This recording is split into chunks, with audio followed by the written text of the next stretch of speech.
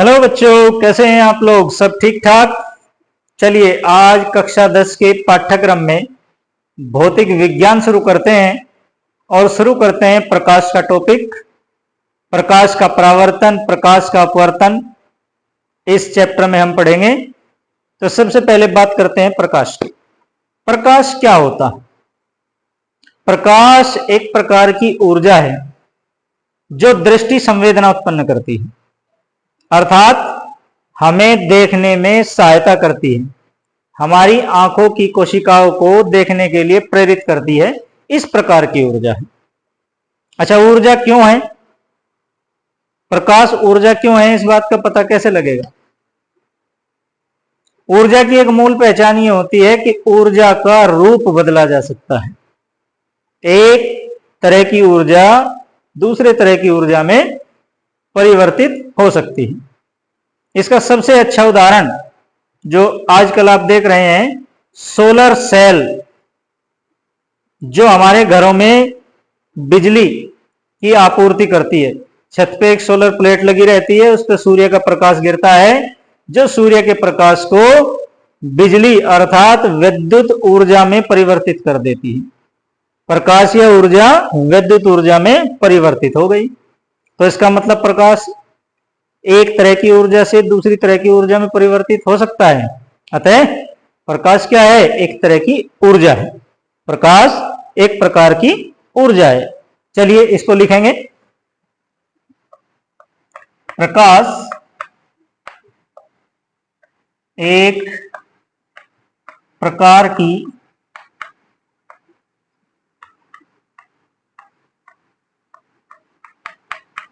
ऊर्जा है जो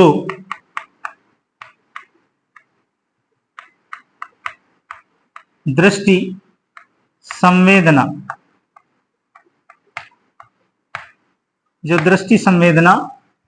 उत्पन्न करती है।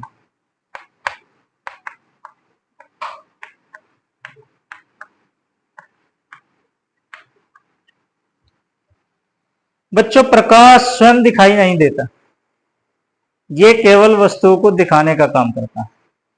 प्रकाश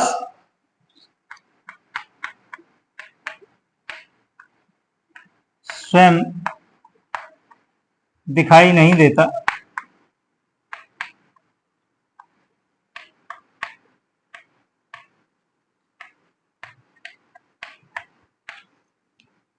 जब किसी वस्तु पर प्रकाश गिरता है तो उससे टकराकर वो हमारी आंखों में जब प्रवेश करता है तो हमें वो वस्तु दिखाई देने लगती। क्लियर?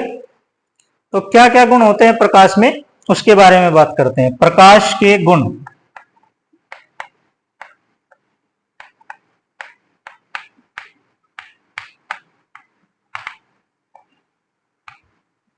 पहला गुण, प्रकाश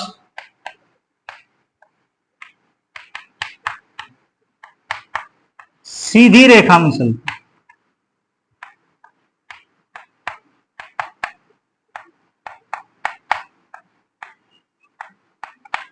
प्रकाश सीधी रेखा में चलता है। अगर आप प्रकाश के मार्ग में कोई अवरोध रख दें तो आप देखते हैं कि उसके पीछे प्रकाश नहीं जाता। ठीक है, पीछे आपको उसकी छाया दिखाई देती है। इसका मतलब प्रकाश सीधी रेखा में चलता है। नंबर 2, निर्वात में प्रकाश की चाल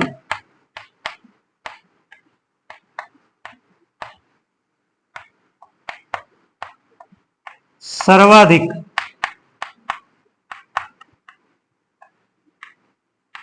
होती है। निर्वात में सबसे अधिक चाल से चलता है प्रकाश। निर्वात अर्थात जहां किसी भी प्रकार का कोई मीडियम, कोई माध्यम ना हो, वायु भी ना हो, ऐसे स्थान को फ्री स्पेस या निर्वात कहा जाता है। नंबर 3, निर्वात में प्रकाश की चाल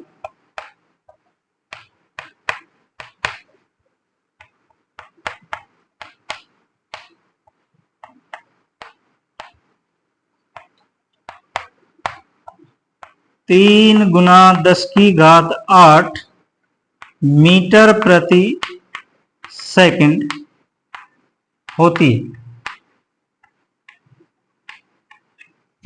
मीटर प्रति सेकंड 3 × 10⁸ मीटर प्रति सेकंड चाल निर्वात में प्रकाश की होती है, जो कि प्रकाश की सर्वाधिक चाल है।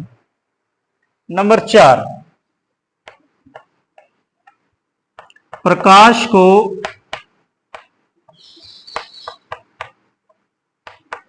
पृथ्वी तक आने में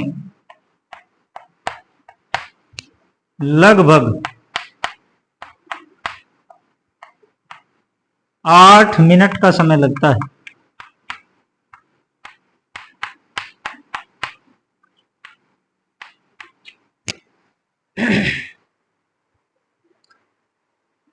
चूंकि प्रकाश तरंगों के रूप में चलता है तो इसकी तरंग दैर्ध्य होती है, अर्थात इसकी तरंग लंबाई होती है, और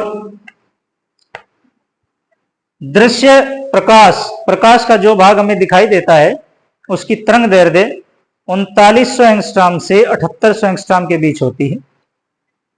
प्रकाश की तरंग दैर्ध्य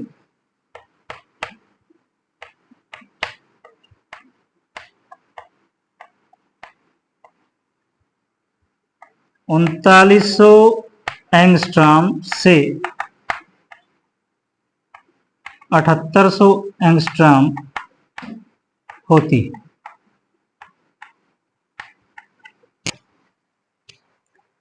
नंबर 6, प्रकाश का परावर्तन हो जाता है।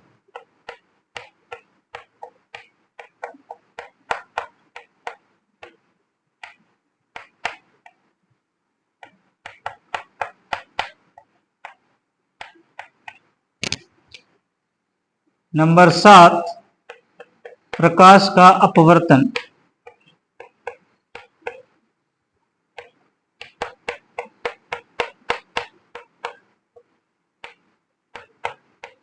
हो जाता है। प्रकाश के परावर्तन और अपवर्तन के बारे में इसी चैप्टर में हम विस्तार से पढ़ेंगे, और इसके लिए कुछ प्रयोग करके भी हम देखेंगे कि परावर्तन एक्चुअली होता क्या है, कैसे दिखाई देता है, अपवर्तन कैसे होता है, अपवर्तन से कैसे हमें पता लगता है कि प्रकाश का अपवर्तन हो रहा है। फिलहाल आप इसको नोट कर सकते हैं, इसे नोट कर ले। पहले प्रकाश के गुणों के बाद शुरू करते हैं टॉपिक प्रकाश का परावर्तन। प्रकाश का परावर्तन,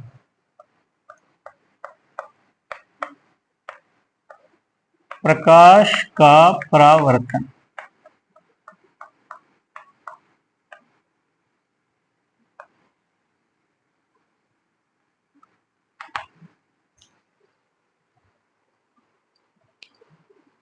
कभी कभी घर पे बच्चे शैतानी करते हैं, घर में रखा हुआ दर्पण जिसमें बाल संवारते हैं उसे धूप में खड़े हो जाते हैं लेकर, और प्रकाश को इधर उधर दूसरे के चेहरे पर मारते हैं।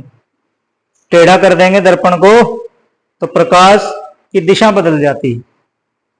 यही है प्रकाश का परावर्तन। घर पे करके देखिएगा एक बार। क्या होता है कि जब प्रकाश चिकने पृष्ठों से टकराता है तो टकराने के बाद उसी माध्यम में वापस लौट जाता है। इसी घटना को प्रकाश का परावर्तन कहा गया है। जब प्रकाश चिकने पृष्ठों से टकराता है तो टकराने के बाद उसी माध्यम में वापस चला जाता है। चलिए इसे एक चित्र से समझते हैं। मान लिया ये एक समतल दर्पण है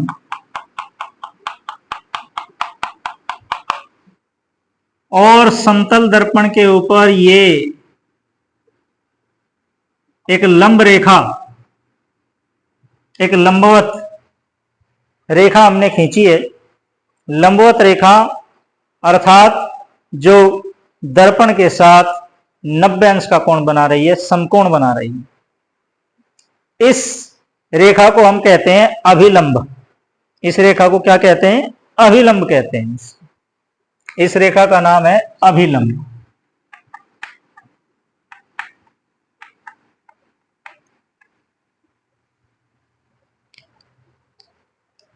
मान लिया एक प्रकाश की किरण ऐसे आई और यहां टकराई, दर्पण पे यहां टकराई, और टकराने के बाद ऐसे उसी माध्यम में वापस चली गई। वायु से आई और वायु में ही वापस चली गई। और दूसरी बात यह भी कि वो जिस कोण पर आई थी उसी कोण पर वापस जाएगी।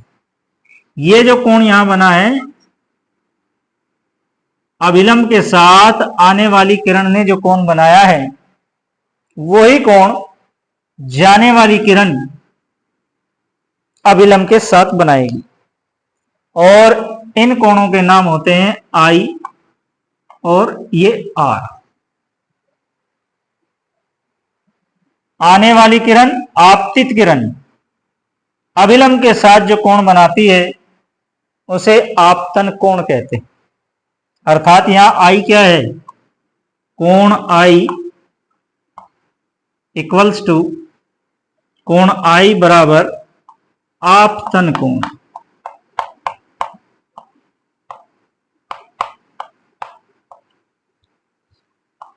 कोण आर परावर्तन कोण।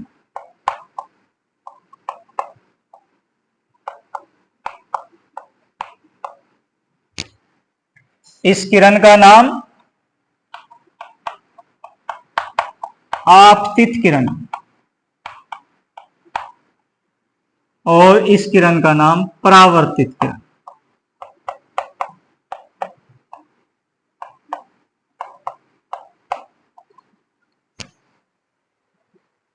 ये एक समतल दर्पण कोई प्रकाश किरण आई, यहां O बिंदु पर टकराई और टकराने के बाद उसी माध्यम में वापस चली गई। प्रकाश का परावर्तन, प्रकाश का परावर्तन। चलिए इसे नोट करते हैं। जब प्रकाश किरण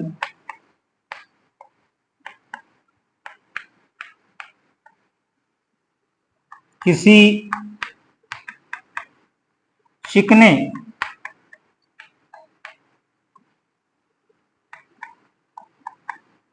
पृष्ठ पर गिरती है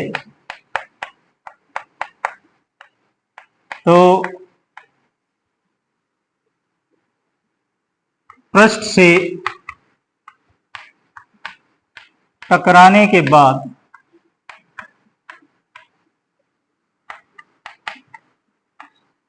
उसी माध्यम में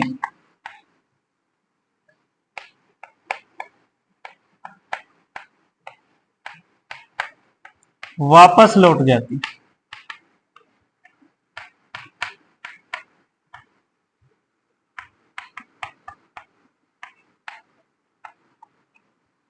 क्लियर?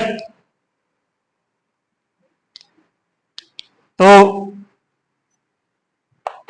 लिखेंगे प्रकाश किरण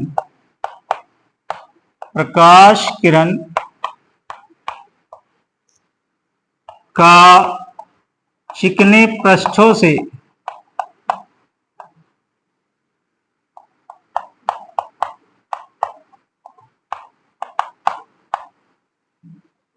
टकराकर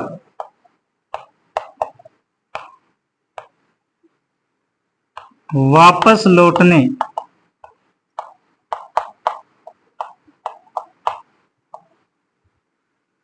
की घटना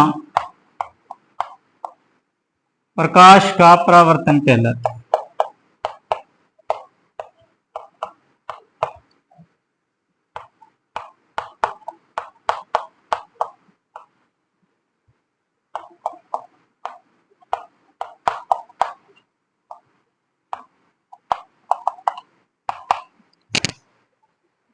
एक किरण आई चिकने पृष्ठ से टकराई और फिर उसी माध्यम में वापस चली गई।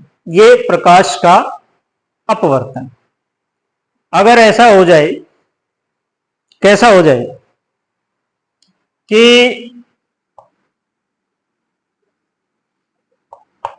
किसी दर्पण पर या किसी चिकने पृष्ठ पर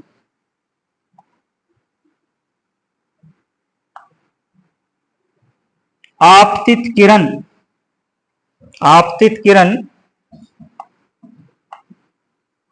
90 अंश के कोण पर ही आए, तो यह किरण टकराकर उसी रास्ते से वापस जाएगी जिस रास्ते से आई थी। अगर लंबवत टकराती है प्रकाश किरण, या 90 डिग्री पर नहीं टकराई थी, ये कुछ कोण था, जितने कोण पर आई थी उतने ही कोण पे वापस चली गई। लेकिन यदि ऐसा हो कि प्रकाश किरण लंबवत टकराती है चिकने पृष्ठों से, तो उसी रास्ते से वापस जाएगी। तो इस स्थिति में यहां I बराबर 0 और R बराबर 0। आपतित किरण और परावर्तित किरण ने अभिलंब के साथ कोई कोण नहीं बनाया। आपतित किरण और परावर्तित किरण ने अभिलंब के साथ कोई कोण नहीं बनाया, इसीलिए I और R दोनों 0। क्लियर? चलिए आगे। एक प्रकाश किरण का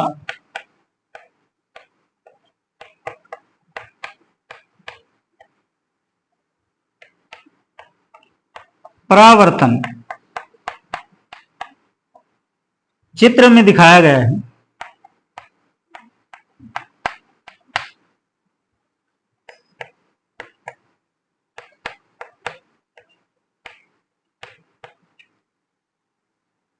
आपतित किरण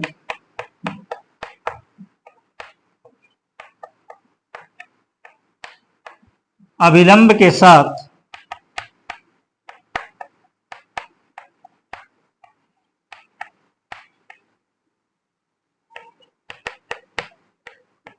जो कोण बनाती है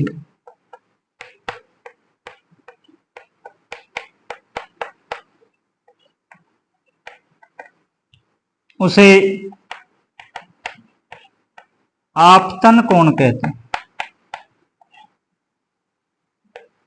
उसे आपतन कोण कहते हैं। स्मॉल आई आपतन कोण है।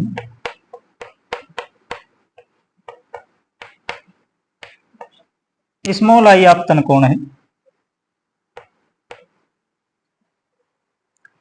बात समझ आई? इसे आप नोट कर लें, फिर हम इसको साफ करेंगे। परावर्तित किरण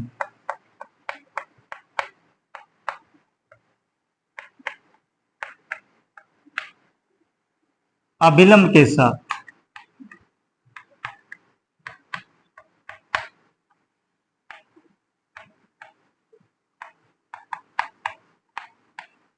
जो कोण बनाती है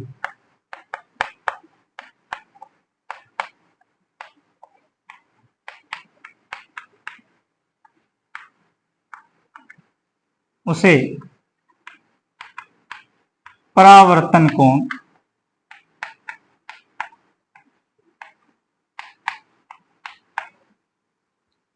कहते हैं।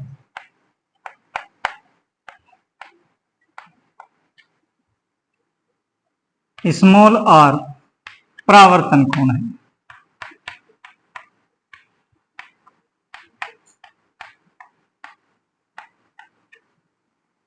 क्लियर बच्चों?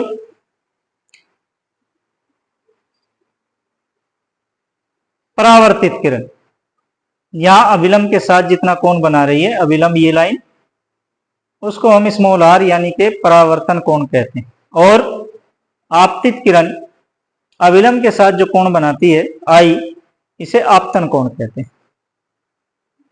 नोट कर लें इसको भी। चलिए,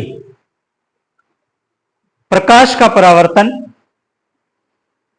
किन नियमों के आधार पर होता है, अब उसको पढ़ लेते हैं। प्रकाश के परावर्तन के दो नियम होते हैं। प्रकाश के परावर्तन के दो नियम होते हैं।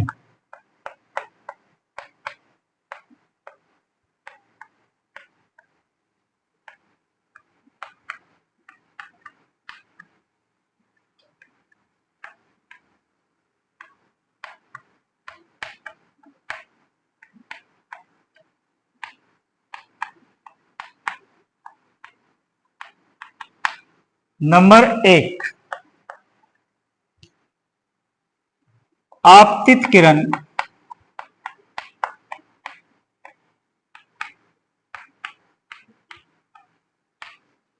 परावर्तित नियम।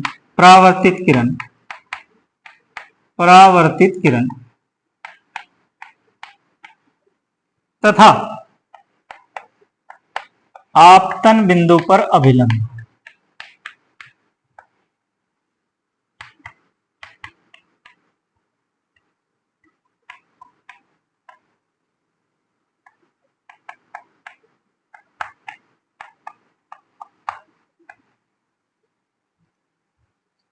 तीनों एक ही तल में होते हैं।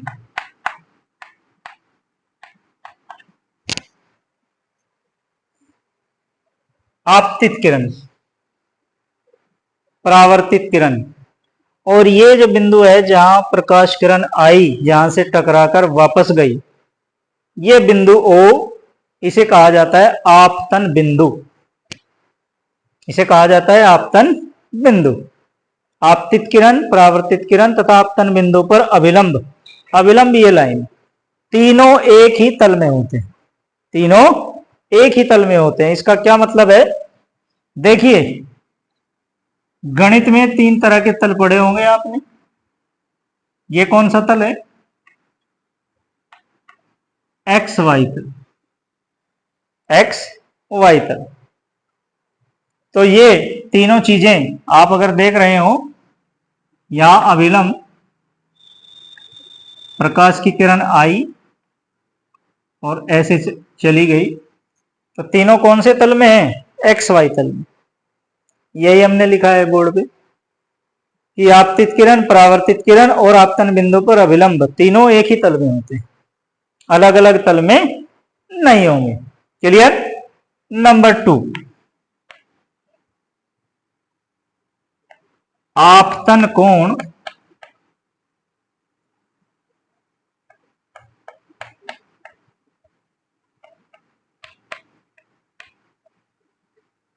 तथा परावर्तन कोण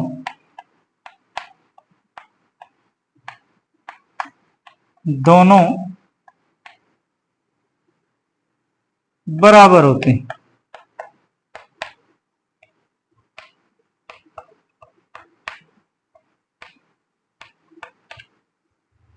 आपतन कोण और परावर्तन कोण, अर्थात आपतन कोण बराबर परावर्तन कोण। आपतन कोण को कहीं से प्रकट किया है? आई से, यानी कि कोण आई बराबर कोण आर। ये दूसरा नियम। प्रकाश की किरण जिस कोण पर टकराएगी परावर्तक तल पर, उसी कोण से वो वापस उस माध्यम में चली जाएगी। लेकिन ये घटना केवल चिकने पृष्ठों पर लागू होती है, जैसे दर्पण। यदि प्रकाश फर्श से परावर्तित हो रहा है, जमीन वाले फर्श से, जहां हम खड़े होते हैं उस फर्श से अगर परावर्तित होती है, तो फिर ये नियम पूरी तरह लागू नहीं होता कि आपतन कोण और परावर्तन कोण बराबर हो, ये कम ज्यादा भी हो सकते हैं। क्लियर? अब आप इसे नोट कर लेंगे। इसमें एक नोट करने वाली बात यह भी है, क्या है नोट करने वाली बात, कि जब प्रकाश का परावर्तन होता है तो प्रकाश की चाल नहीं बदलती, प्रकाश की आवृत्ति नहीं बदलती और प्रकाश की तरंगदैर्ध्य भी नहीं बदलती। कहने का मतलब यह है कि प्रकाश के किसी भी गुण में कोई परिवर्तन नहीं होता। इसे नोट कर सकते हैं। प्रकाश का परावर्तन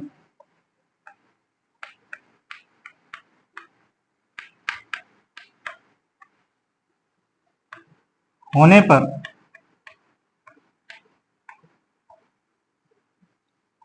प्रकाश की चाल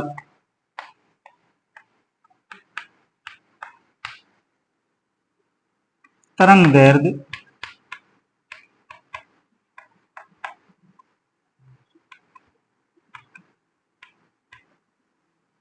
तथा आवर्ती पर कोई प्रभाव नहीं पड़ता।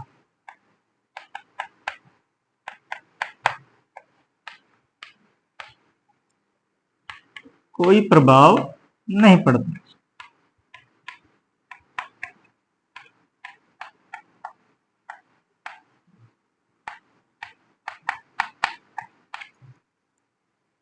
एक दूसरी नोट करने वाली बात यह है,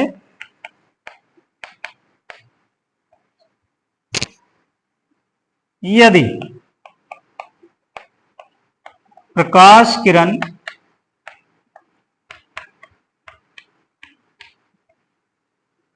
चिकने पृष्ठ पर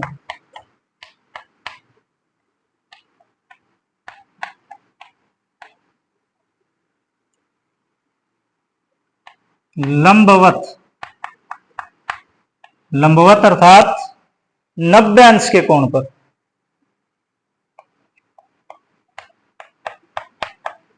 टकराती है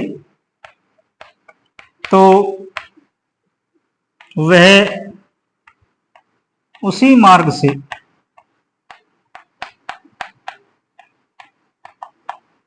वापस लौट जाती है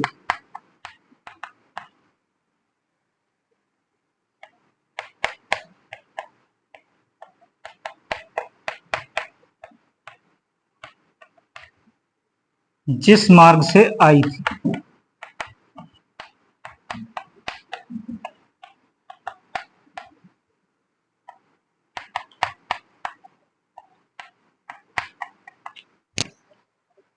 ये फिगर लंबवत आई और उसी मार्ग से टकराकर वापस चली गई।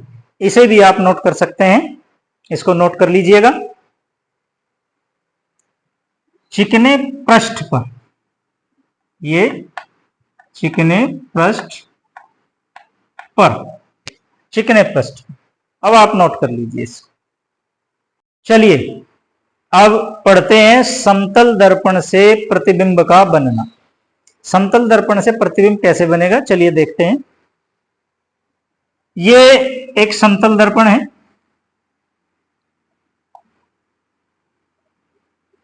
और ये जो इसके नीचे हम छोटी छोटी लाइन जो लगाते हैं, निशान जो लगाते हैं, ये इस बात को प्रकट करती हैं कि दर्पण के पीछे पेंट किया हुआ है, प्रकाश दूसरी ओर नहीं जाएगा।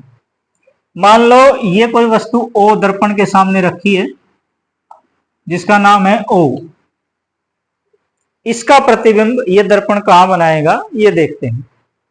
देखिए, जब किसी वस्तु से प्रकाश किरणें परावर्तित होकर हमारी आंखों में प्रवेश करती हैं तो हमें वो वस्तु दिखाई देने लगती है। इसी आधार पर यह प्रतिबिंब बनेगा। इस वस्तु O से एक किरण ये चली, यहां टकराई।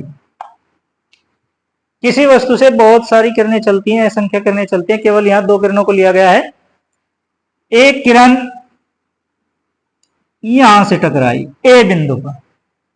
हम पढ़ चुके हैं जो किरण लंबवत टकराती है, देखिए जो किरण लंबवत टकराती है वो उसी रास्ते से वापस जाएगी, वो किरण उसी रास्ते से वापस जाएगी जिस रास्ते से आई थी।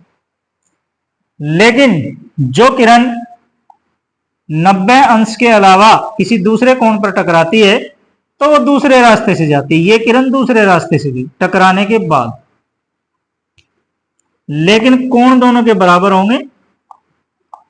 आई और आर इनके नाम आपतन कोण और परावर्तन कोण। क्लियर?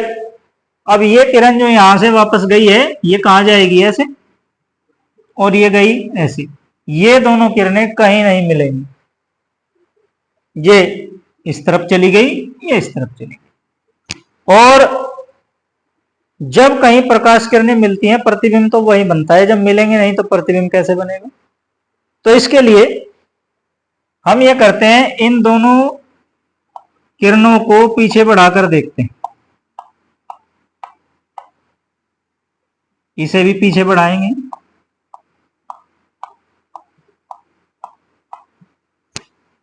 ये यहां मिलती हुई प्रतीत होती है, वास्तव में नहीं मिली, केवल मिलती हुई प्रतीत होती है।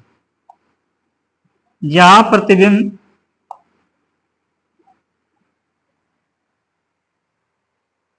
बनेगा इसका, लेकिन वास्तविक नहीं, आभासी, क्योंकि वास्तव में ये किरणें नहीं मिली है। ये किरण तो इधर चलेगी, ये इधर चली गई। इसको अगर पीछे बढ़ाया तो ऐसा लगता है ये यहां से गई हो चल के, और ये भी ऐसी लगती है जैसे यहां से चल के गई हो। तो इस वस्तु O का आभासी प्रतिबिंब O डैश दर्पण के पीछे बनता है। उतने ही आकार का, जितनी बड़ी वस्तु थी उतनी ही बड़ा प्रतिबिंब बनेगा। बात समझ आई? किस तरह से समतल दर्पण वस्तु का प्रतिबिंब बनाता है, उसी आकार का लेकिन आभासी प्रतिबिंब। आभासी प्रतिबिंब वो प्रतिबिंब होता है जिसे हम पर्दे पर नहीं ले सकते, पर्दे पर नहीं ले सकते, वो आभासी प्रतिबिंब है। या ये समझ लीजिए कि जहां किरणें वास्तव में नहीं मिलती, केवल मिलती हुई प्रतीत होती है, वो वस्तु का आभासी प्रतिबिंब होता है। उतनी ही दूरी पर पीछे उतने ही आकार का आभासी प्रतिबिंब बनता है, और पार्श्व उत्क्रमण भी होता है इसमें, यानी कि प्रतिबिंब के सिरे बदले हुए दिखाई देंगे। आपका राइट हैंड उसमें लेफ्ट हैंड की तरफ, और लेफ्ट हैंड राइट हैंड की तरफ दिखाई देगा। दायां हाथ बाएं हाथ की तरफ, और बायां हाथ दाएं हाथ की तरफ आपको दिखाई देगा। इस घटना को पार्श्व उत्क्रमण कहते हैं। बात समझ आई? चलिए इसको नोट करते हैं। इस प्रतिबिंब में क्या क्या गुण हैं? समतल दर्पण से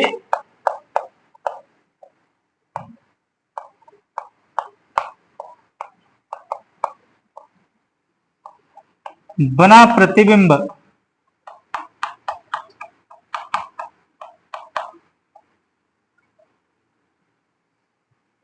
नंबर 1, आभासी। कैसा होता है? आभासी होता है। दूसरी बात, वस्तु के आकार का ही होता है, जितनी बड़ी वस्तु थी उतना ही बड़ा प्रतिबिंब बनेगा, वस्तु के आकार का होता है।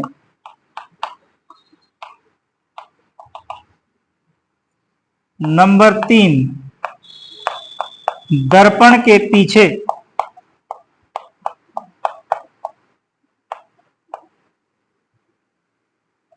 उतनी ही दूरी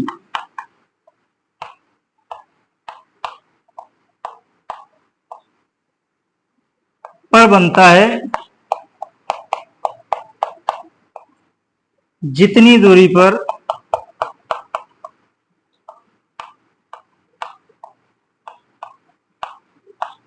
वस्तु दर्पण के सामने रखी।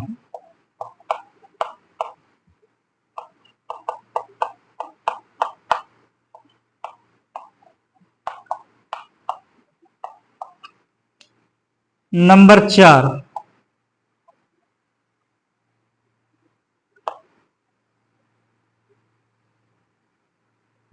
प्रतिबिंब के सिरे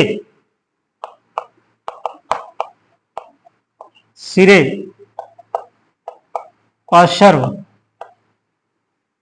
यानी कि साइड बदल जाती है।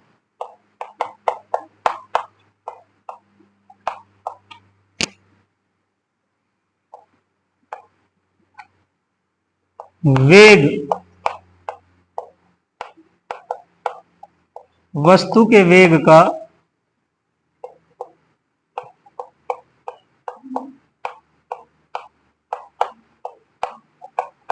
दो गुना होता है।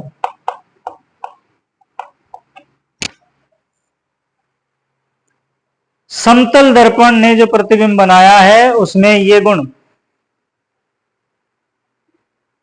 होते हैं। कैसा होता है प्रतिबिंब? आभासी वस्तु के ही आकार का, दर्पण के पीछे उतनी ही दूरी पर जितनी दूरी पर उसके सामने वस्तु रखी है। सिरे बदल जाते हैं, पार्श्व बदल जाते हैं, अर्थात आपका राइट हैंड लेफ्ट हैंड में, लेफ्ट हैंड की तरफ, और लेफ्ट हैंड राइट हैंड की तरफ दिखाई देगा। दायां हाथ बाएं हाथ की तरफ, बायां हाथ दाएं हाथ की तरफ। इसे पार्श्व उत्क्रमण कहते हैं। यदि आप दर्पण की ओर दौड़ रहे हैं तो आपका प्रतिबिंब आपसे दुगने वेग से दौड़ता है, आपसे दुगने वेग से दौड़ता है। आप इसे नोट कर सकते हैं, नोट कर लीजिए इसको। और इसके बाद मिलते हैं अगली वीडियो में। अगर आपको वीडियो पसंद आई है तो इसे लाइक और शेयर कर दें। चलिए मिलते हैं अगली वीडियो में, तब तक के लिए गुड बाय।